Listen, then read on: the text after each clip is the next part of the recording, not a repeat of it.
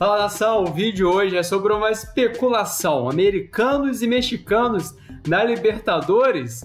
Rapaz, esse assunto sempre volta à tona. Os mexicanos foram convidados aí em algumas edições da Libertadores, mas já tem aí 4 anos, 5 anos que eles não participam por conta de calendário, principalmente depois que a Libertadores passou a ser espalhada ao longo do ano inteiro. Mas esse assunto o Trivela trouxe à tona novamente ontem, essa notícia de uma possível volta de mexicanos e entrada de americanos na Libertadores, assunto que mexe bastante lá no Twitter. Lá eu fui contra essa questão da volta deles, não sei se por conta do clubismo e de uns certos traumas que a gente tem contra times mexicanos, mas eu falo muito em relação à questão de viagens.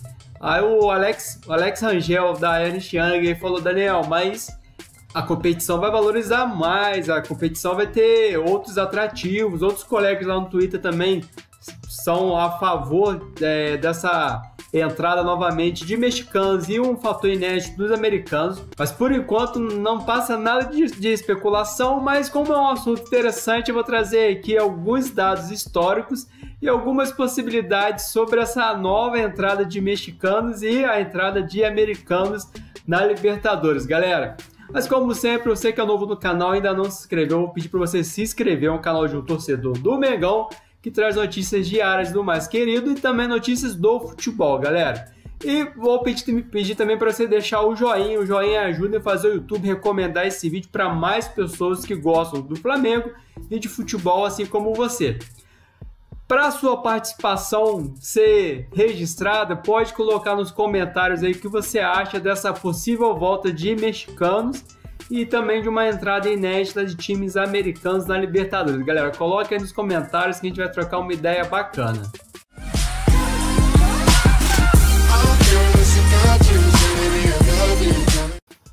O Trivela trouxe essa notícia 2 horas atrás. A Libertadores das Américas, clubes do México e da Liga Americana MLS pressionam com o CONCACAF para disputarem Libertadores, mas relação com a Conmebol é a parte complicada. Aí vamos ler a matéria aqui, ó. Diz site, matéria do Bruno Bonsante.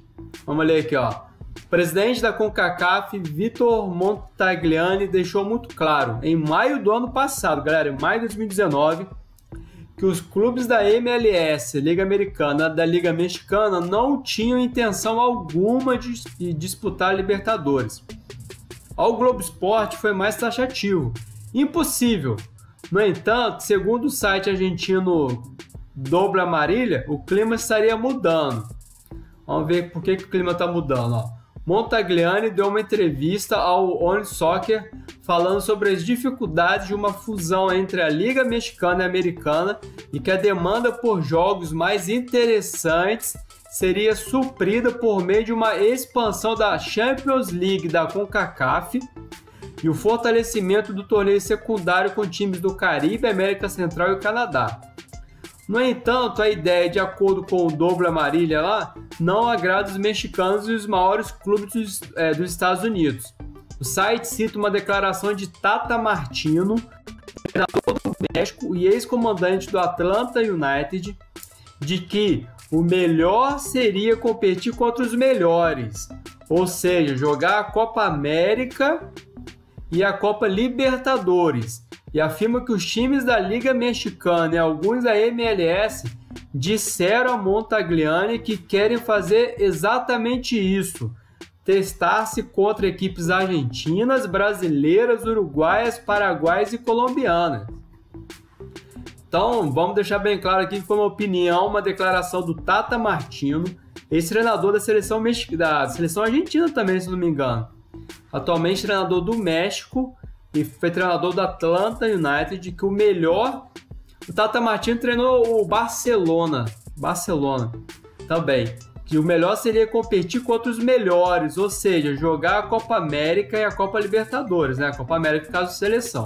E afirma que os times da Liga Mexicana e alguns da MLS disseram a Montagliani que querem fazer exatamente isso: testar-se contra equipes argentinas, brasileiras, uruguaias, paraguaias e colombianas. No entanto, para que isso se concretize, o primeiro obstáculo seria superar a frieza de relações entre as duas confederações. Desde que a Conmebol se recusou a participar de uma segunda edição da Copa Centenário, que a Liga Americana US Soccer, Federação Norte-Americana de Futebol, queria armar para 2020 com seleções das duas entidades. Cara,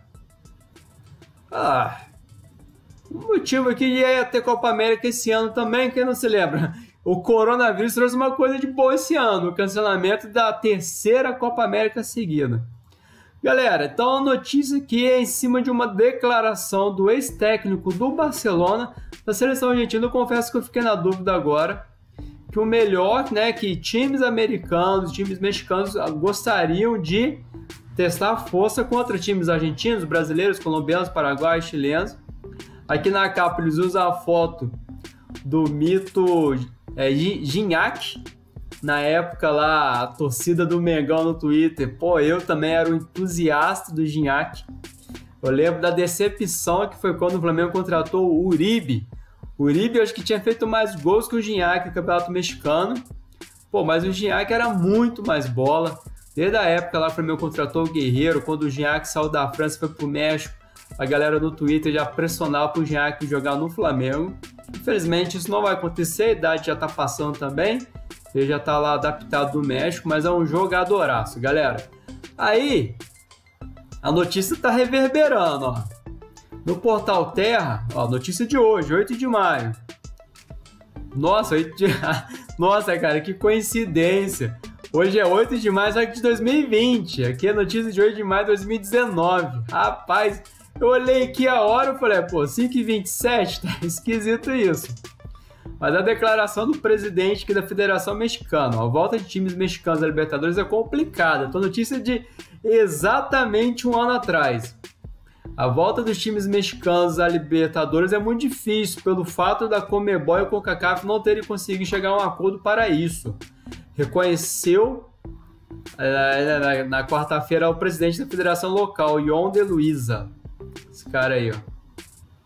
O México deixou a Libertadores em 2016 por um problema de calendários entre a Conmebol e as entidades locais. A Conmebol adaptou um novo calendário para o torneio a partir de 2017. Por isso que eu falei no início do vídeo, com a disputa durante todo o ano. Ó, tem mais aspas aqui, ó. Infelizmente é complicado. Independente da Federação Mexicana de Futebol e a Liga Mexicana terem demonstrado nosso interesse esportivo, a realidade é que enquanto não houver um acordo entre a CONCACAF e a Conmebol, não poderemos participar de torneios que não sejam de nossa região, disse De Luisa em entrevista coletiva. Os clubes mexicanos jogaram a Libertadores como convidados a partir de 98, como Cruz Azul, Chivas, Guadalajara e Tigres, tendo alcançado a final e conquistado o vice-campeonato em 2001, 2010 e 2015. Eles nunca foram campeões. Eu lembro dessa final do Cruz Azul. O Chivas, acho que foi contra o Inter. E o Tigres em 2015, eu confesso que eu não lembro contra quem foi.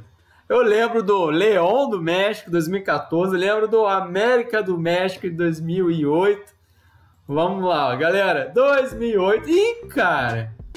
Rapaz, mas olha as datas. 7 de maio. Hoje é 8 de maio. Caraca, que doideira aí. Então, há quantos anos atrás? 12 anos atrás, o Flamengo dava vexame histórico na despedida de Joel Santana, está fora da Libertadores. Galera, após a gente vencer lá no México por 4-2, uma atuação espetacular do Léo Moura, Diego Tardelli, o Marcinho, a gente tomou de 3-0 no Maraca, 3 gols do Cabanhas, cara. Foi assustador. O roteiro era de festa, era a despedida do Joel Santana que ia para treinar a seleção da África do Sul, galera. Mas o Oba-Oba transformou-se em um dos maiores vexames da história do Flamengo. Apático, o time rubro-negro perdeu por 3-0 para o México e está eliminado da Libertadores. No México, o Flávio venceu por 4-2 e entrou em campo relaxado. Esse relaxado após ganhar o Carioca, galera. Podendo perder por até 2-0 por conta dos gols fora. Tomou o castigo com 2 gols de Cabanha. Ah, não foi 3 de Cabanhas, não. Isso aqui tinha sido um hat-trick. 2 do Cabanes e o Carrasco Paraguai e um de Esqueda. Próximo adversário dos surpreendentes mexicanos sai do confronto entre Cúcuta e Santos, que ocorre nesta quinta-feira na Colômbia. No jogo de ida, os paulistas venceram por 2-0. O novo treinador, Caio Júnior, assistiu ao jogo de uma cabine de imprensa e não deu sorte. No fim, o silêncio constrangedor dos mais de 50 mil rubro-negros presentes no Maraca contrastava com a festa de 3 dias antes após o título estadual e da celebração da partida com homenagem ao Joel Santana, o Renato Augusto aqui, ó. Aqui tinha aquele pessoal de Ipatinga ainda, ó. Paulinho, aquele meio de campo, ó. Toró, Renato... Ah, não. Toró, Renato Augusto e Leonardo. Leonardo era, acho que aquele lá do Ipatinga mesmo. Aí vai falar do jogo aqui, não vou relembrar isso. Mas sim, tem uma declaração do Obina, galera. Do final do ano passado, ó, 17 de setembro, ó. Joel não sabia que 2-0 dava gente, cara. Olha isso, olha a revelação do Obina e do Angelim sobre o vexame do Flamengo contra o América do México. E nos lembrar o clima de oba-oba, que segundo eles fez o time chegar atrasado e sequer aquecer devidamente antes da eliminação em casa na Libertadores de 2008. Galera, que revelação, meu amigo. Lá, 11 anos depois dos maiores vexames da história, Angelim e Obina falaram de revelações do bastidor, ó. Segundo os ex-jogadores, o técnico do Flamengo, Joel Santana, não sabia que o rubro-negro se classificava com 2-0. Por esse motivo, colocou 2 atacantes em campo, que expôs a equipe. No fim do segundo tempo, o terceiro gol do América do México selou a eliminação traumática do Flamengo em 2008, cara. Olha lá, nós fizemos tudo errado. Teríamos que ser eliminados, disse Angelim. Tanto que o Joel não sabia que dava 2-0, ele acabou fazendo substituição e colocou o time mais pra frente. Ele achava que 2 gols estavam eliminando a gente, não estava. Nós fizemos 4 gols fora de casa, depois ele veio entender que 2-0 dava a gente, acrescentou. Aí relembra que lá, ele e Joel queriam fazer o gol, achava que estava empatado. Eu falei para ele, professor, não, estamos nos classificando. Essa vírgula aqui, dependendo de se tirar, professor, não estamos nos classificando. A gente tomou o gol, olha lá, aos 32 do segundo tempo, porém, o Carrasco Salvador Cabana marcou seu segundo gol na partida, eliminou. A gente tomou 3-0 aos 32 do segundo tempo. Mesmo assim, o treinador substituiu o meia Clebson e o atacante Souza pelos atacantes Obina e Diego Tardelli, empurrando o time à frente. Os depoimentos confirmam que ficou claro naquela noite que os rubro-negros não esquecem, o clima de oba-oba contaminou a equipe. 3 dias antes, a gente tinha ganhado o Carioca contra o Botafogo. A partida marcava a despedida do Joel Santana, que rumava à África do Sul para treinar a seleção anfitriã da Copa de 2010 e recebeu diversas homenagens. Aí, Kleber Leite, o Márcio Braga, a festa aqui ó, antes do jogo ali, ó. A Angelinda falou, ó. Na realidade, ali para o Joel foi feita uma festa de despedida, ele não foi mais como treinador. Na realidade, o pessoal queria homenagear ele, achava que o jogo era fácil, que íamos ganhar, confessou o Angelim. Ficou naquele clima de oba-oba, o placar já era muito bom, mas ainda assim, fico muito triste, pois é uma derrota que para mim vai ficar marcada pelo resto da minha vida. Desabafou Obina. As camisas autografadas, Papai Joel. Os ex-jogadores acrescentaram que a preparação do jogo também foi longe do ideal. Atrasado, o elenco sequer teve tempo necessário para aquecer.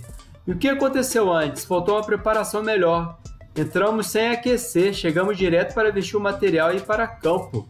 Lembrou o zagueiro. Caramba, chegamos atrasados no estádio, cara. Tudo errado. Quem aqueceu mais foi quem ficou no banco. Não tinha foco. Para mim, aquilo lá era uma decisão. Disse Obina. Caramba, cara. O Angelim é o todo gol do título, né? 2009. Nem mesmo isso, diz o zagueiro, conseguiu aplacar a frustração daquela derrota. Ainda bem que teve 2019 pra gente dar uma amenizada. Não vamos dizer que ele viu essa derrota, mas eu tive que fazer até uns trabalhos de psicologia, porque eu fiquei um tempo ruim, sem conseguir dormir. Às vezes eu sonhava com o jogo, que ainda estava jogando aquele jogo. Eu não acreditava que nós tínhamos sido eliminados, concluiu. Impressionante, cheio de propaganda de máscara, mano. Rapaz, que revelação. Aí, cara, em 2014 a gente pegou o León do México, quem não se lembra? Pelo menos não foi em maio, 9 de abril. Fla perde eliminado em novo Maracanaço diante de mexicanos. O Maracanã lotado, o rubro-negro luta muito. Cara, eu lembro que esse time do León, cara, eu achava ele muito bom. Tinha uns 2 jogadores de meio de campo, cara. Os caras eram bons demais. O goleiro, esses dias até o Luiz Carlos Lago, narrador lá da ESPN, tá olhando os tweets antigos dele aí. Ele sugeriu esse Iadubri, alguma coisa assim, para fechar o gol do Flamengo, que era muito bom. E a gente, lá, o Flamengo busca empate 2 vezes, mas acaba derrotado. Cara, a gente tinha um time muito feio. A gente ganhou aquela Copa do Brasil 2013 ali na base da raça e do iluminado Hernani, Paulinho, Elias já não tava mais no time. Então a gente era um time bem feio, cara. Olha lá, não deu. A batalha teve luta de sobra, só e até sangue. O Alexandre estava no ataque do Flamengo. Não foi suficiente. O Leão repetiu o feito que ficou famoso no México e 6 anos depois do América atualizou a versão de Maracanã por 3-2. Arizala e Bocelli, que hoje estão no Corinthians, que também marcaram gols no primeiro duelo entre as equipes, e Penha construíram o placar. Lá no México, o Flamengo ainda pegou um pênalti com o Felipe nesse jogo. Paulo Vitor, André Santos e Alexandre marcaram para os rubro-negros, que aos gritos de vergonha de 53 mil pagantes, 60 mil presentes, deixaram a Libertadores pela 4ª vez na história ser passada a fase de grupos. Em um jogo nervoso, a renda ficou em 3 milhões. Classificação para as oitavas ficou com os visitantes. Terminaram em segundo lugar no grupo 7 com 10 pontos. Aí eu lembro desse jogo aqui, foi complicado, cara, mas era muito difícil. A gente tinha um time bem ruim. Deixa eu ver se você tem a escalação aqui. Olha lá, o goleiro do Leão era o tal de Iarbrug, isso mesmo. Mas não tem a escalação, não. Aí cheio de comentários. Galera zoando. Será que fala? Não fala não. Nota aqui, ó. Vamos ver como é que era o time do Flamengo em 2014? Felipe, Léo Moura, o Wallace, Samir. Misericórdia. André Santos, Negueba, Amaral, Muralha, Elano. Elano, Carioca, até chegou a fazer uns gols, um gol de falta. Gabriel, Everton, Motorzinho, Paulinho, Nixon, Alexandre e Jaime de Almeida, cara. Tem como ganhar a Libertadores? Não tem como. Era certo vexame mesmo, cara. Então pode fechar aqui. Notícia de 2018, 2 anos atrás, ó. Então esse assunto sempre vem à tona. Aqui, ó, a adesão de times da América do Norte passaria a valer 2020. Conversa não foi adiante. Então, pode esquecer. Notícia do finalzinho do ano passado: brasileiros podem perder vagas na Libertadores com mexicanos. Dirigente revela uma nova conversa com o Conmebol para que clubes do México voltem a disputar o torneio. Bem, aqui não foi adiante essa conversa. Não pode fechar. Galera, então para encerrar esse assunto de mexicano, esse assunto voltou à tona por conta de uma declaração do Tata Martino, falando que os times mexicanos, os times americanos preferiam medir força com os times mais fortes do continente. Mas com a questão de calendário, desde que a Conmebol aqui adotou a Libertadores ao longo do ano, o calendário não bate mais, porque lá para no meio da temporada, né? Então isso não passa de um boato que serve ali pra gente trabalhar um pouco o nosso imaginário. Deixa eu colocar aqui as notificações do tweet que eu coloquei, que tem umas ideias legais. Se você ainda não me segue no Twitter, ó, segue aí, ó, @FlaDaniel. Aqui, ó.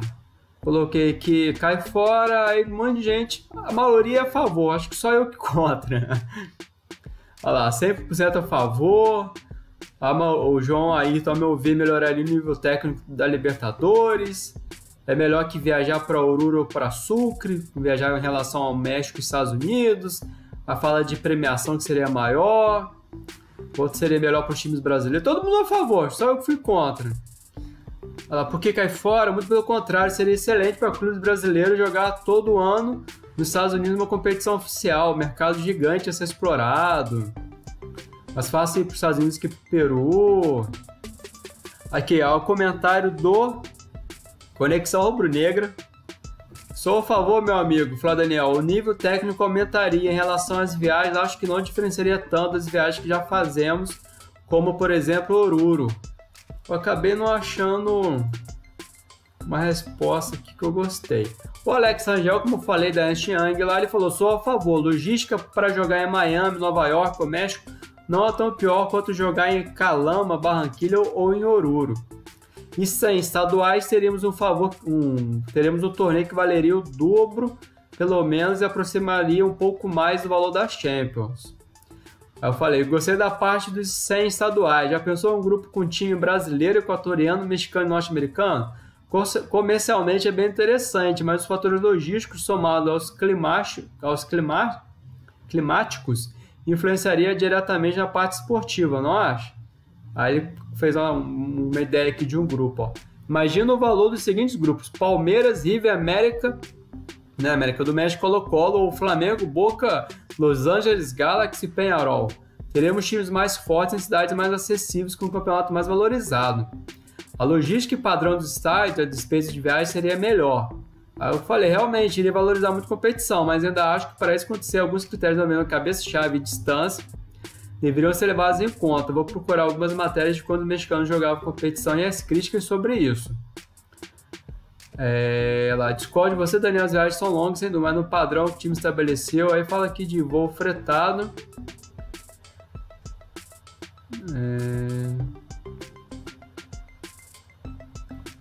Aqui, ó, esse comentário aqui, ó, do Raimundo. É só fazer a fase de grupos de maneira regional, igual ocorre na Champions da Ásia.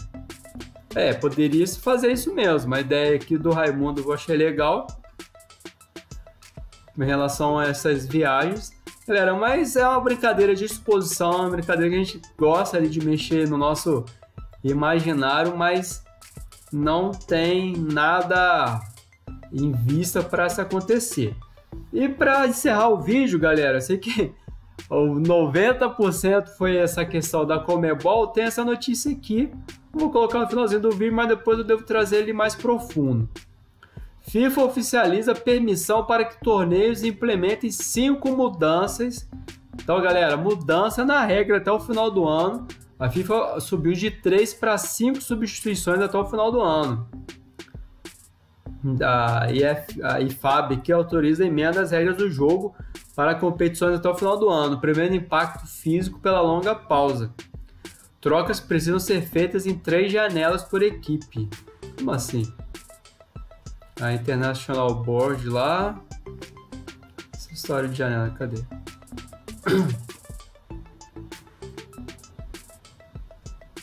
Olha lá, para evitar que substituições extras tenham impacto no tempo de bola rolando, ou seja, usadas por treinadores em uma forma de cera, as 5 trocas precisam ser feitas em no máximo, entendi, 3 janelas por equipe, entendi. Em uma janela, trocar 2 jogadores do mesmo time, entendi, ou seja, serão necessárias ao menos 2 substituições duplas por time para o uso total das 5 trocas. Legal. Legal, cara, interessante, gente. Isso aí é elenco. Só que o futebol tem que voltar, né? Deixa eu tirar mexer a datinha aqui no meu vídeo. Mas a gente tem que voltar.